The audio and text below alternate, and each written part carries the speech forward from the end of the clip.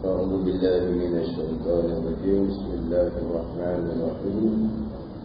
الحمد لله رب العالمين والصلاة والسلام على سيد المرسلين وعلى آله وصحبه أجمعين.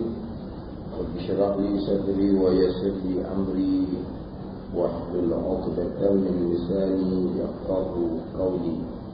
سبحانك لا علم لنا إلا ما علمتنا إنك أنت العليم الحكيم.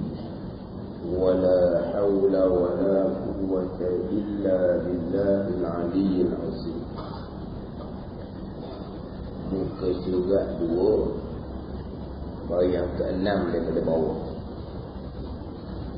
Surat 2 baris ke-6 daripada bawah. قال المؤلف رحمه الله تعالى ونفعنا بعلومه آمين. وجاءت بحمد الله تعالى عقيدة حق ثنية اللمعان ثنية الاعتقاد وقاعدة رشد تسكن بيت الإيمان. أعيدها به تعالى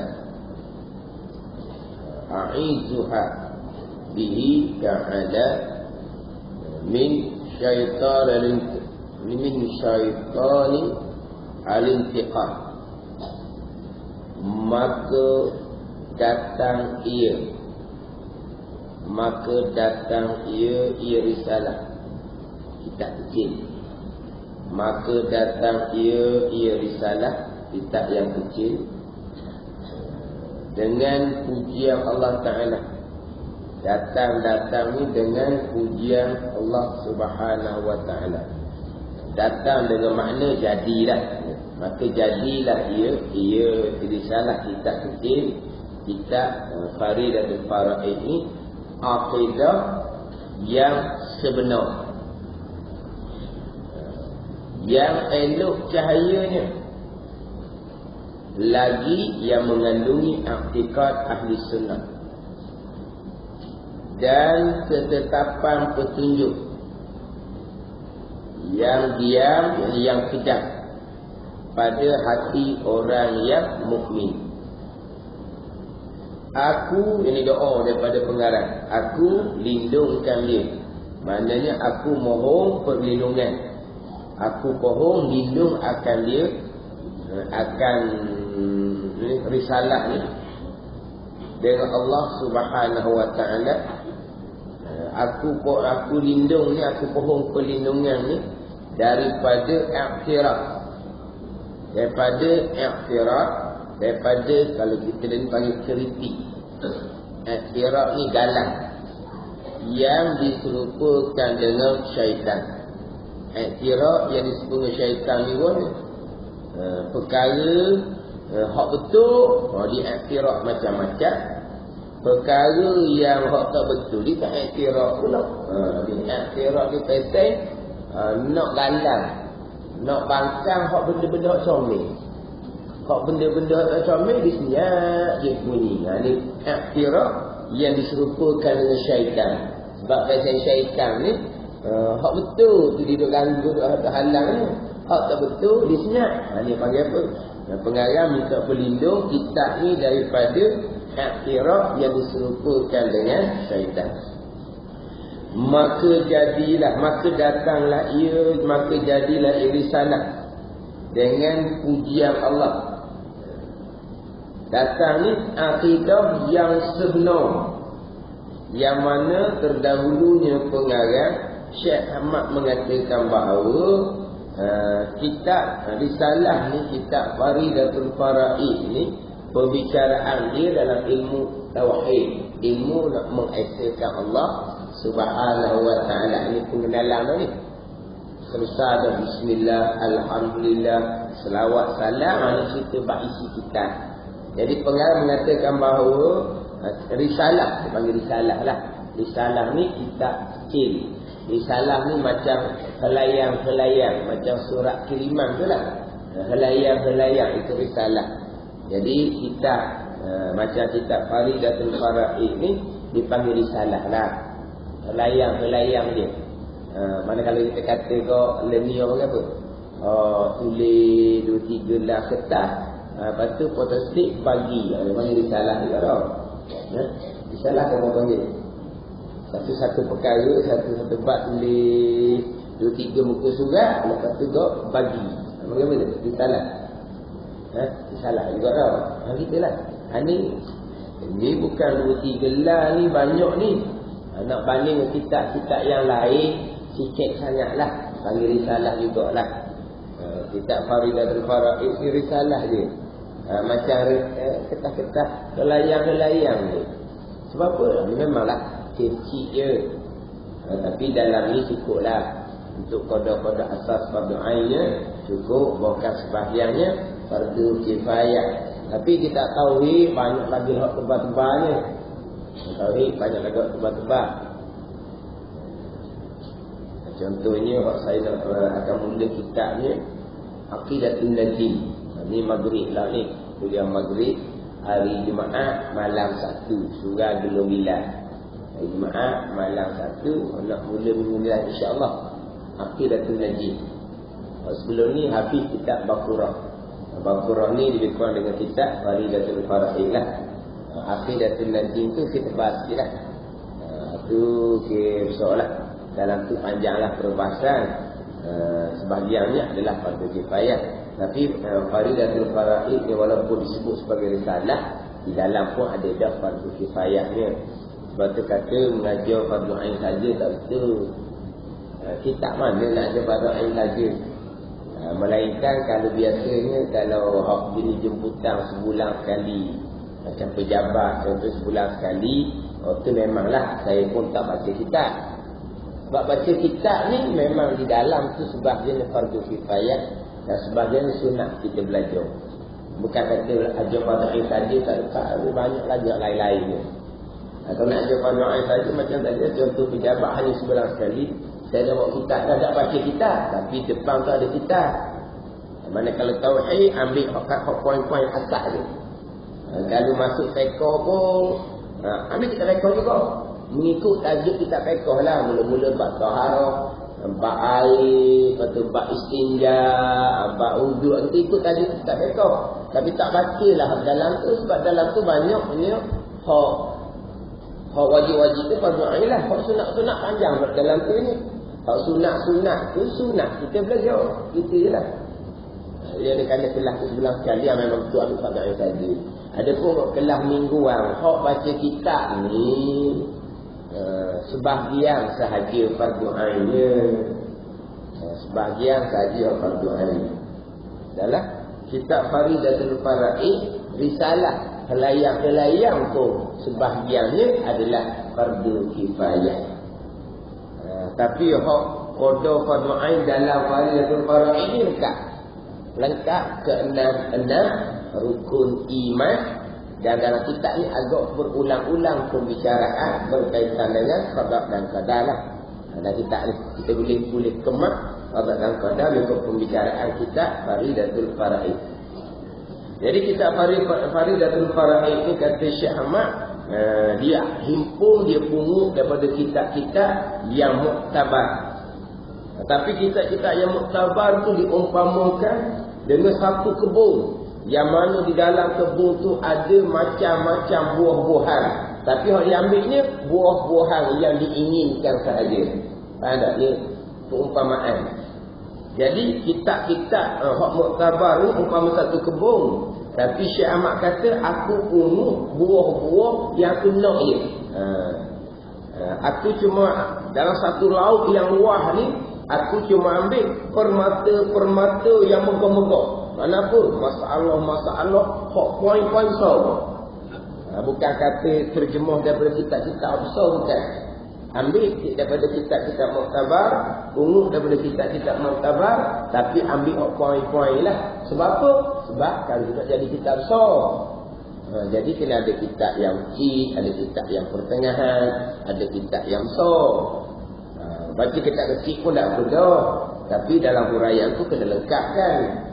Dalam kitab Faridatul Faraid, selebih pada sifat 20, terlebih dahulu wajib kita berpegang secara ijma' Allah bersifat dengan sifat kesempurnaan yang tidak terhingga banyaknya. Tapi kalau kitab-kitab kecil yang lain, masuk je sifat 20. Ni dia. Wajib atas tiap-tiap mukallaf mengetahui akan sifat yang wajib bagi Allah. Sifat yang wajib bagi Allah 20. Gitu je. Tapi dalam kitab Faridatul Faraid, yang pertamanya wajib kita mengetahui dan berpegang secara ijma', secara umumnya Allah bersifat dengan sifat kesempurnaan yang tidak terhingga banyaknya.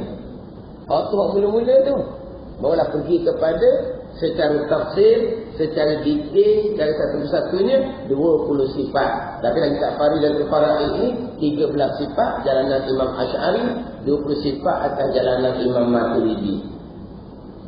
Tapi kalau kita kecil lain, sifat 20. Kalau dah orang yang bawa tu tak belajar, tapi kalau orang yang nak mengajar ilmu usuluddin, dia tidak berguru, tidak belajar dan tidak mahir, kita haram belajar dengan dia, dia pun haram mengajar kepada kita. Ini ilmu usuluddin, jangan terang-terang, jangan terang tek-tek boleh jalan ke dak agak ni, boleh reka dak agak, jangan. Ini ilmu usuluddin. Timbul-timbul sifat Tuhan 20 je. 20 je sifat Tuhan. Allah sikitnya sifat Tuhan. Sebab Tuhan 20 je. Pulau kan. Jadi kita tulis sifat 20 je. Itu secara tafsir. Sama je sifat Rasul. Sifat Rasul 4 je. Sidik, amanah, tabligh, qatanah. 4 je sifat Rasul je. Itu dia. Berani tak ada di Rasul. Tegas tak ada di Rasul. Tak ada. Sifat comel-comel sifat manusia tak ada. Tak ada lah. Ada 4 je. Sidik, amanah, tabligh, qatanah. Rasul lah seumpama tu. Rasul pilihan Allah. Bukan permintaan diri Rasul. Bukan pilihan kaum. Allah yang memilih. Nabi Rasul ni pilihan Allah. Pastilah Allah Ta'ala pilih di kalangan manusia yang sempurna nisbah seorang manusia. Kamal basyari dia panggil. Sempurna nisbah seorang manusia. Sebab Nabi Rasul bukan Tuhan. Sempurna nisbah seorang manusia. Hak mana hak comel nisbah manusia ada di Rasul belaka. Termasuk dengan keturunan pun keturunan yang comel. Akhlak pun akhlak yang comel. Tubuh badan yang comel. Yang tak cacat tak apa. Ini Rasul pilihan Allah. Yang bersifat dengan sifat sempurna disebut seorang manusia. Dalam banyak-banyak sifat lebih di Rasul ni, poin yang kita nak pegangnya sidik, amanah, tabligh, qatanah, tu kita nak pegang. Patut lain-lain tu berani. Berani itu sifat sempurna dan sifat manusia. Kena tu sempurna. Berani yang sempurna mesti jadi Rasul. Tegak mesti jadi Rasul. Tapi kita pegang secara ijmal cukup. Sifat-sifat yang comel di semua manusia ada di Rasul. Ini banyak tu secara susunan ilmu di seumpama tu. Tapi kalau kita kecek sifat Rasul 4. Sifat Allah 20. Hanya kalau bawa nak pulang kata-kata guru, kita mesti belajar ilmu usuluddin dengan guru yang berguru dan mahir. Kalau berguru dah sekalipun, tapi jelas tak jelas tak mahir pun jangan.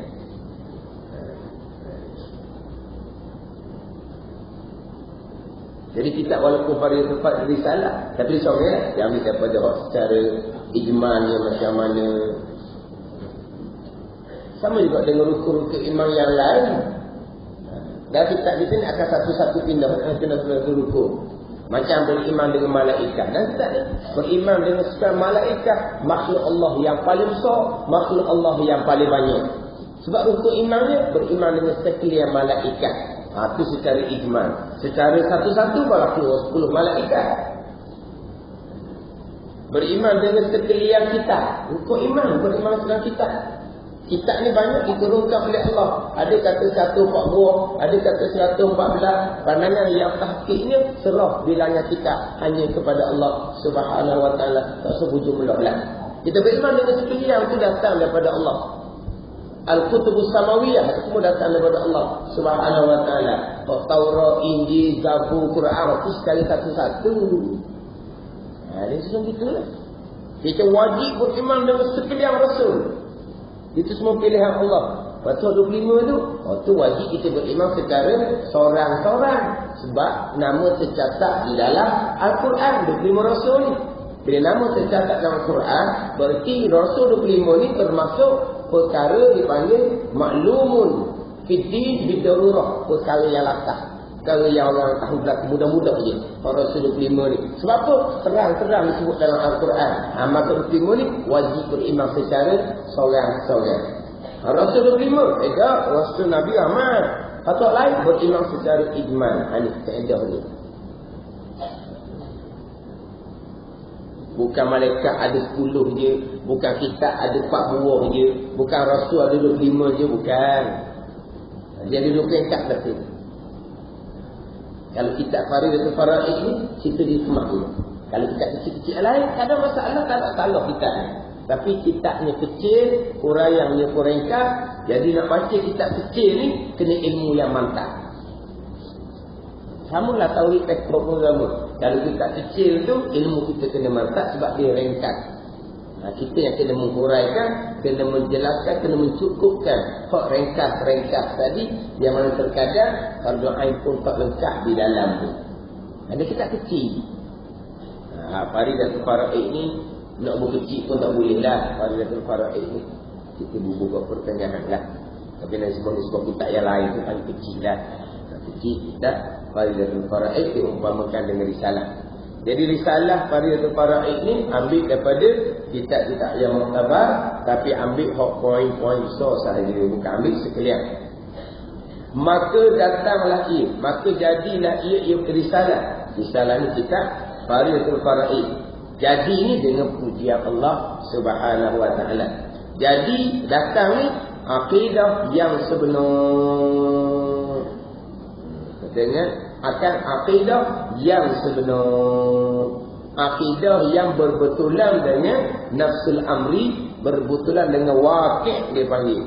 Berbetulan dengan nafsul amri, diri perkara. Diri perkara bergiang, didatangkan bergiang. Dia panggil hak sebenar. Kalilah hak sebenar, hak waqi' perkara tu balas ni. Tiba-tiba didatangkan tak serupa. Itu dia panggil batil, palsu, bukan sebenar. Hak akidah yang sebenar, sebagaimana hak akidah Quran dan hadis, hak sebenar, hak itulah hak adalah kitab ni. Akidah yang bertepatan dengan nafsul amri, dengan waqi', dengan hak diri akidah itu yang sendiri. Dengan akidah yang sebenar, yang elok cahayanya. Yang elok cahayanya, cahaya akidah yang sebenar. Lagi yang mengandungi akikah ahli sunnah. Akikah ahli sunnah wal jamaah. Akikah ahli sunnah wal jamaah. Terkandung dalam kitab risalah Faridatul Faraid. Dan ketetapan. Dan ini atas pada akidah. Dan ketetapan, yakni maka datanglah ia risalah akan ketetapan petunjuk. Ketetapan petunjuk.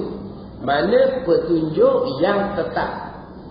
Petunjuk yang tetap, yang diam, yang kejap pada hati orang yang mukmin. Makna akan datang kitab ni akidah yang sebenar, pegangan yang sebenar, kemudian petunjuk yang tetap, yang kejap pada hati orang yang mukmin. Ini cerita hak kitab.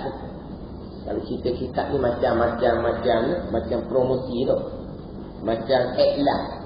Iklan promosi. Boleh ke iklan promosi kitab sendiri ni? Angkat apa panggil? Tak apa. Sebab nak supaya digemarkan, disukai oleh orang.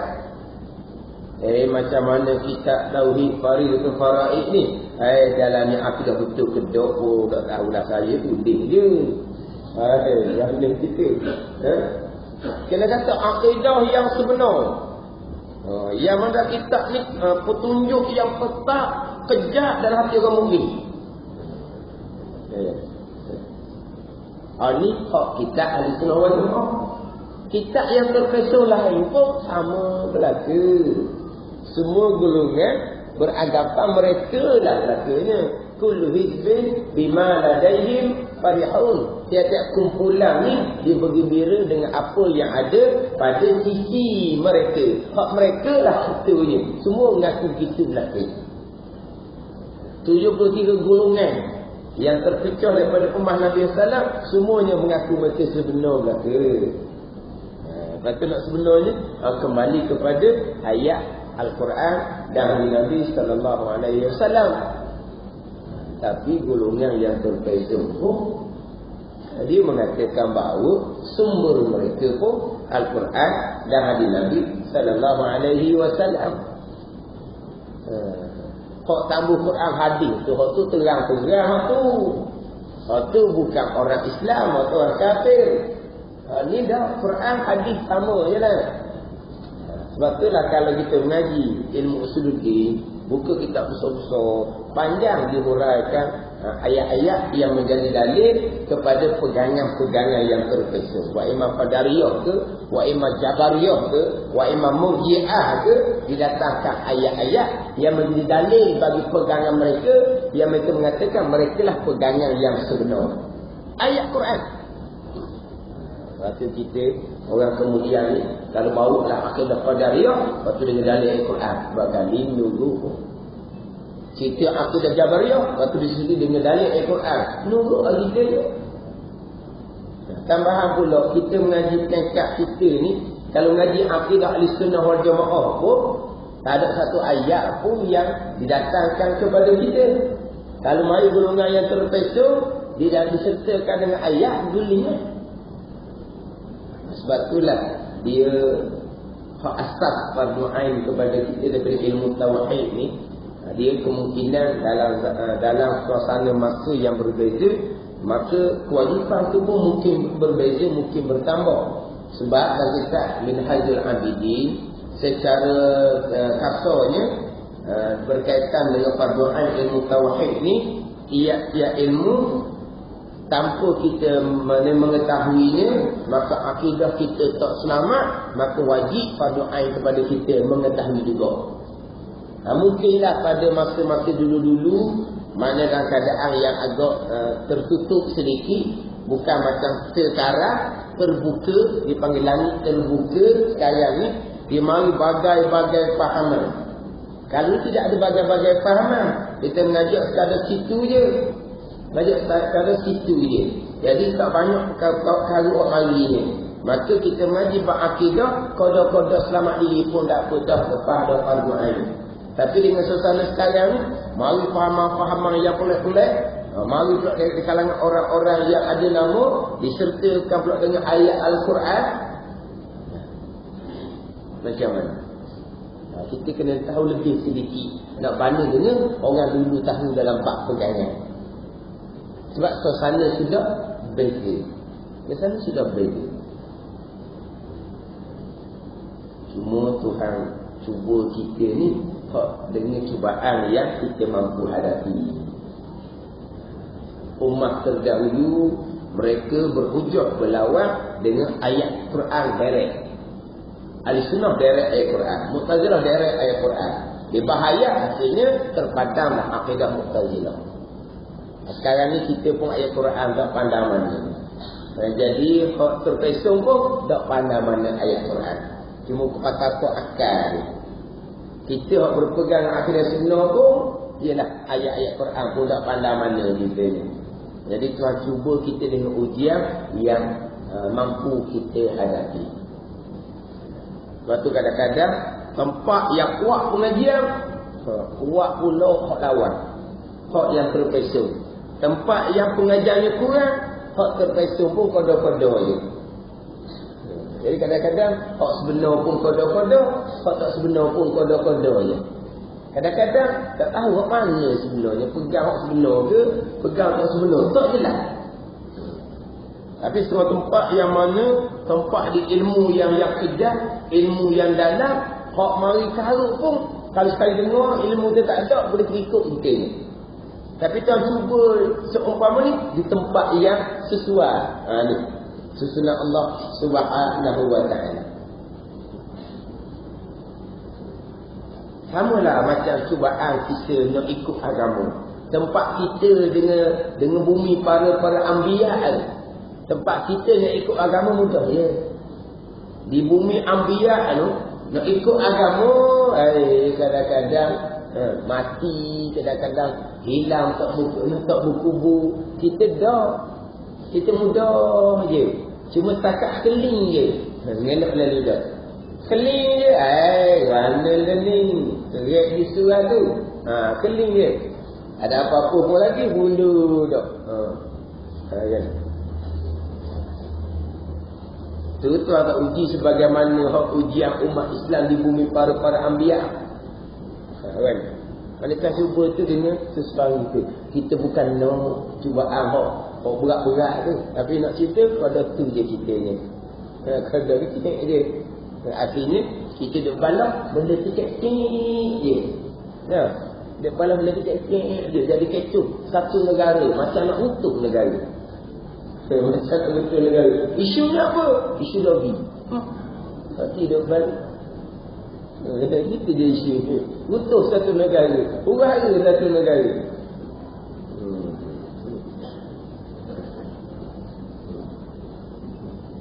Tak sebenarnya macam mana? Tak sebenarnya macam mana? Payah kita orang awam ni. Hak kata sebenar pun apa? Takut lain. Hak kata tak sebenar pun dia ada sebab yang lain. Tak tahu buat ukur hakam mana.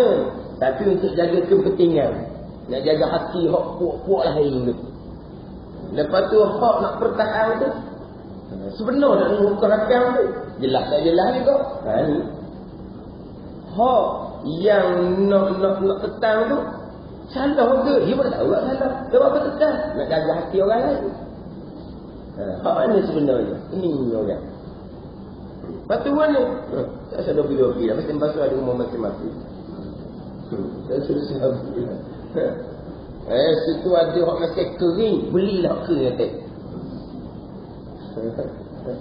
Itu mahal sangat. Mahal? Mahal kita belilah sekawasan pun kita beli suti. Ayah gila je tau. Satu kawasan kita ni kampung kita ada suti. Tempat kering. Jadi nak usaha hujan lah tu. Nak carilah suti pakai. Bala-bala orang. Dari sana. Ipun duit lah beli sendiri. Meduk balong dia tu. Orang yang bukan Islam tu tengok suka dia. Kita pula kita kata macam bambul tu je. Benda kecil je. Nusa dah ayah. Lecek je pak kita. Jadi tahu uji itu dengan kelaikan kita lah. Kadang-kadang pegangan sebenar pun jelas. Tak jelas. Kalau mari terpesong pun kadang-kadang mari terpesong pun orang sebenar pun kadang-kadang jelas tak jelas. Salah puasa macam salah. Salah betul mana? Tak kenapa. Tak jelas salah betul mana. Tak kemat. Kalau sebenar pun tak kemat. Kalau tak sebenar pun tak kemat. Itu belum lagi datang. Pegang terpesong, dia ayat-ayat. Tadi lah. Macam Qadariyah tu. Dengan ayat-ayat Quran. Jabariyah. Dengan ayat-ayat Quran. Tapi salah pemahaman. Terkadang mereka hanya ambil sebagian ayat. Tidak beriman dengan sebagian ayat. Lepas tu Qadariyah Jabariyah ni akidah yang sesat. Mereka hanya beriman dengan sebagian ayat. Tidak beriman dengan sebagian ayat yang lain. Qadariyah ambil ayat yang menyandarkan perbuatan kepada kita. Tidak ambil ayat yang menyandarkan semata-mata kepada Allah.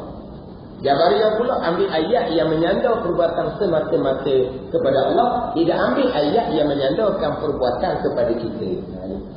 Kita di surah Jumaat ambil kedua-dua.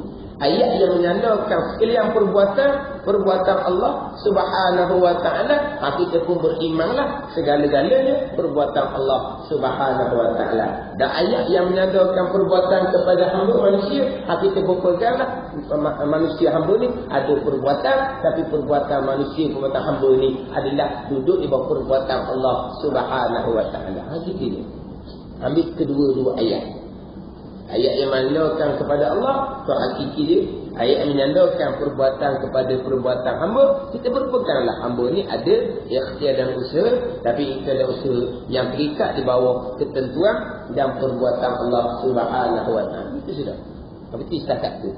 Kedua-dua ayat jadi pegangan kita Ahlussunnah wal Jamaah. Kalau ayat ada ayat dah menyandar kepada kita, man amila salihan falinafsi wa man asaa fa 'alaiha. Sesiapa yang melakukan amal yang soleh, kita yang melakukan amal yang soleh, kita yang buat, tak kaitan dengan Allah. Falinafsi, maka manfaat pahala bagi diri orang yang melakukan amal yang baik. Wa man asaa fa 'alaiha. Sesiapa yang melakukan amalan jahat, maka mudarat dosa ke atas seseorang mereka yang melakukan amal yang jahat. Nak kata kita tu kan, laha ma kasabat wa 'alaiha ma kasabat. Kita melakukan dia. Maka dia apa? Kita menjadikan dengan kudrah tenaga yang tahu kita. Dan ayat kata kullu min ilah, mana pula? Kata ilmu yang Muhammad, semua perkara itu datang daripada Allah Subhanahu wa taala. Mana? Khaliqu kulli syai'. Zalikumullahu rabbukum la ilaha illa huwa khaliqu kulli syai'. Yang menjadikan semua perkara. Mana pada ayat tu? Mana pada ayat hanya beriman dengan sebagai ayat. Jabariyah pula beriman sebagai ayat, tapi mereka mengatakan mereka lah yang sebenar.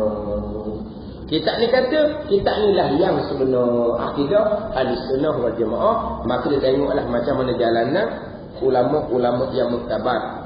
Mengikut jalanan mana? Ikut jalanan ulama-ulama yang muktabar, terutama sekali berkaitan dengan pegangan. Angkat kitab, cerita kitab itu untuk membangkitkan semangat orang yang nak belajar. Itu dibenarkan pada syarat iklan, promosi, tak ada masalah. Kadang-kadang kan orang mengajar boleh iklan sendiri kok. Iklan, promosi kuliah dia. Iklan, promosi lah kuliah supaya orang beli. Kan?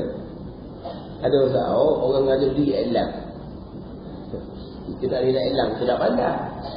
Orang pandai iklan, dia iklan lah diri. Hak kuliah dia apa tu? Untuk supaya orang tahu. Nak nyohu, nak riak sifat hati. Riak sifat hati. Dan kalau nak tunjuk pun dah dia nak tunjuk. Kita derma. Bukan kecil-kecil punya cek, besar punya cek. Cek besar tengok cek. Dia pun pergi bank buat cek tu lah. Kenapa besar cek lah? Pergi bank buat cek tu.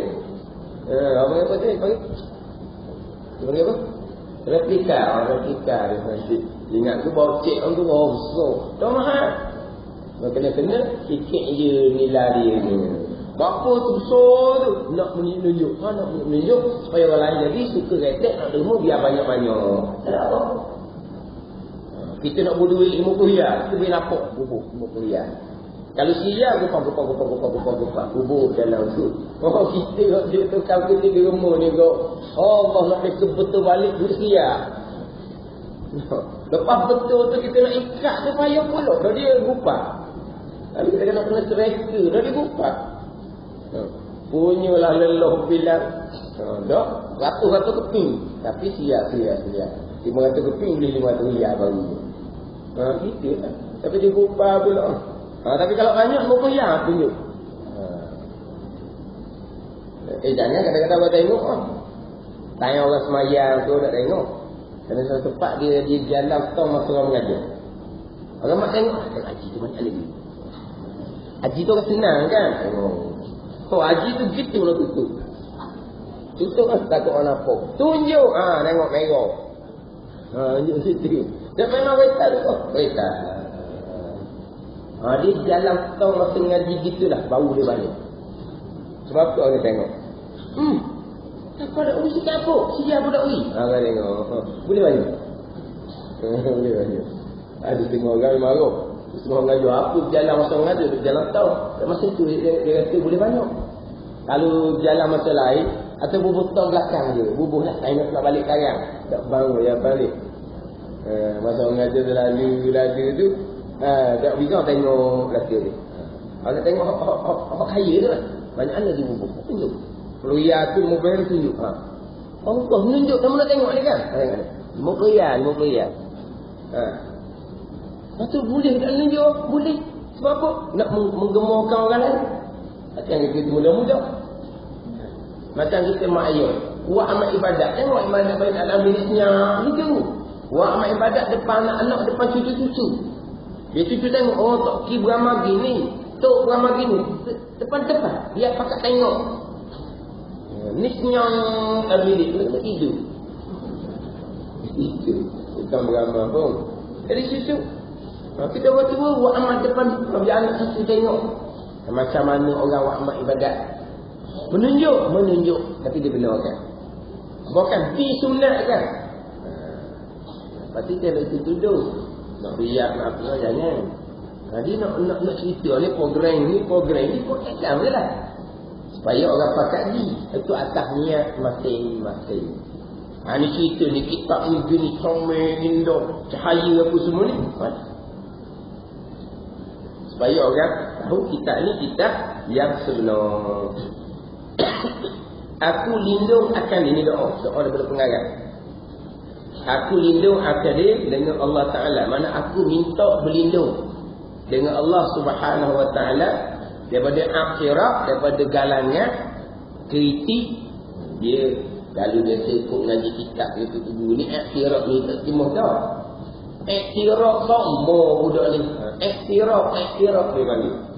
Akhirat sombong. Akhirat ni bakang. Bakang sombong. Ada apa lah tu? Dia tak boleh, tidak suka macam orang ramai ni nak bakang je. Nak bakang je. Tapi kalau sebab gapo-gapo tak boleh pun. Tak boleh. Tapi kalau ada dia susah dia bakang. Kalau suruh dia buat tak pandai pun. Jenis gini lama-lama terbatin jenis gini. Cerita tu macam pandai. Orang lain ni buat salah. Dia tak buat gapo-gapo pun. Akhirnya dia betul, dia pun terpelanting. Ada panggil apa ni? Orang yang suka iktiraf, kritik yang diserupakan dengan syaitan. Jadi pengaminta beliau dengan Allah daripada iktiraf balas ni lah. Tapi kalau kritik yang membina, tak ada masalah. Teguran yang membina, tak ada masalah. Memang kita kena perbetulkan. Kena beri teguran. Tegur menegur. Itu memang sunnah dah. Tapi hak minta berlindung ni daripada akhirat, kritik yang disuppulkan dengan syaitan. Syaitan ni pada mana? Syaitan ni akhirat benda yang betul, dan tidak akhirat benda yang tidak betul. Ni syaitan. Hak betul dia akhirat macam-macam. Hak tak betul dia senyap je. Senyap. Hak betul tu dia begitulah, ginilah. Hak salah terang-terang dia tak tahu. Dia panggil akhirat yang disuppulkan dengan syaitan. Apa? Syaitan duduk kacanya. Hak tak sebenar sedang molek baru dengan syaitan. Jadi pengarang minta benda dia hak akhirat yang disuppulkan dengan syaitan. Bukan kata siapa kata oleh akhirat oleh nak tegur, bukan. Hak tegur yang sebenar, hak tu molek lah. Kita perjelaskan lagi, kita perbetulkan lagi. Mana kalau ayat-ayat apa jelas, ayat-ayat tu mungkin pemahaman sekarang ni susunan ayat gitu, orang faham kod lain. Ialah kadang-kadang ayat tu maksud kod lain, tapi dengan bahasa kita sekarang mungkin fahamnya kod lain. Kadang-kadang kita tulis benda yang terang-terang dah pun orang faham kod lain. Walhal bahasa kita bahasa sama. Bahasa sekarang ni bahasa lama. Itu perlulah kita perbetul. Mana bukan perbetul macam mana. Maksud kita ni kalau kita bahasa lenik, bergiam maksud. Bergiam maksud kalau untuk bahasa kita lenik. Ni bahasa lama. Maksud dia kalau kita faham lenik jadi kod lain. Kita baik tiap gitu je. Sebab tu bukan salah kita. Kita nak perbetulkan sebuah bahasa kita sekarang. Ada tu. Mana-mana kitab pun memang dibenarkan. Tulis di tepi. Maksud pengarang ni adalah berdiam. Dia kata tu tak masuk gitu. Kita kena balik pada kitab asal. Kita Arab tepat tu huraian begitu. Tapi dalam kitab ni huraian ayatnya kesamaran ayat dia. Kita kena hubung makna ayat tu sebenarnya kitab asal. Tulis tepi. Maksud ayat adalah berdiam. Itu perlu kita belajar dan perlu kepada kita boleh rujuk pada kitab-kitab hak asal. Kitab-kitab Arab hak asal. Yang kitab Arab asal ni bahasa dia standard. Jadi kitab-kitab Jawi kita ni bahasa Melayu lama, Melayu Fatoni, Melayu Indonesia contohnya takkan sama dengan Melayu kita Malaysia. Melayu Indonesia pula ni Melayu baharu. Hak Malaysia sendiri pun lama pun kita tak faham. Tengok apa lama tu kan. Bukan kata nak faham bahasa dia. Tulisan pun nak tengok molek. Di ejaan tu tak sama dah. Ejaan pun tak sama. Perkataan makna pun tak sama. Lepas tu dia kena, bukan perbetul tu, kena hubung maksud sebab tu. Bukan kata pengarang hak kitab dia tak boleh kocek lah tu. Bukan. Bukan minta pelindung daripada akhirah yang disukukan dengan syaitan. Dia hanya nak kritik je. Sebenar pun nak kritik, hak tak sebenar dia nak senyap. Ini ni, hak sebenar nak kritiknya, hak tak sebenar nak senyap. Hanya peseng syaitan. Al-Ash'ariyatal Mashrabi Malayuwiyatal Ma'rabi Fataniyatal Ibarah Bayaniyatal Isyarah. Ini pengenalan kita. Wallah